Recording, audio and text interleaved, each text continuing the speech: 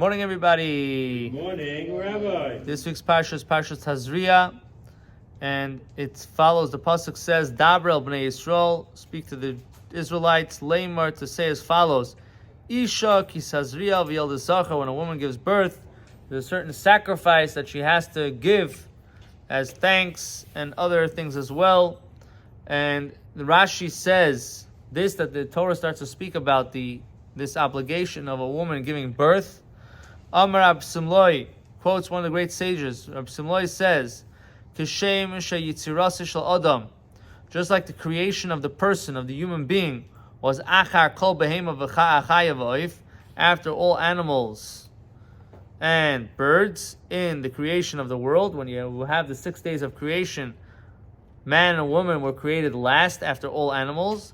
Kach toirasoi nisparsha achar toiras behema chaya v'oif. So too, its obligations, its sacrifices, and so on and so forth were explained and told to us after all the other sacrifice, talking about the different animals. So the human being comes up last. So what is the reason for that? So there is a very interesting explanation of why is the person created last. Why was the person created last on the Maaseh Bereshis when it came to create the world? So this was one of the reasons explained based on the Medrash, that if a person doesn't conduct himself or herself properly, so you could tell the person, it's a lesson for the person to know, Yitush Kadmacha, a little bug was created before you.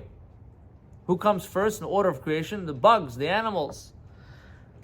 And it explains in Tanya that there is a difference between us and all the animals. When an animal attacks and does something that may not be considered correct, sort of to speak, the animal, in essence, is not really doing anything wrong. The lion attacks and kills a person. Did the lion do anything wrong? That's the nature of the lion. If another animal, another predator went and attacked and killed another animal, did they do anything wrong? That's the nature. But when it comes to human beings, and we have, unfortunately, we have this opportunity, we have, because of free choice, a person can lower themselves even to the lowest levels.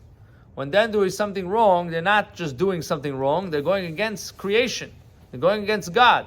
The animal's not going against God. The animal has an embedded nature, and by definition, that's what it does. So for us, this is a very, very important lesson to understand the responsibility and the severity of our actions. We can do something amazing. We can elevate the world that animals can't necessarily do. And we could also use it to go very, very low. We could go all the way up high. We could go all the way up, all the way down low. So this is something that the Torah is telling us by creation, and also in this week's parsha, that a person comes last to know your place. To know in line, we can be last if we don't do the proper thing, and then we need to bring a carbon. But at the same time, we also have to know that the whole creation was for human life, that every person can do something and create and elevate and inspire and grow and bring down a whole bunch of positive energy. Hashem should help us to be able to only use our positive, the free choice for a positive outcome. And we should be zoicha to the time when we will see everything in a peaceful, revealed way with the coming of Mashiach. B'karev mamish. Amen. Amen.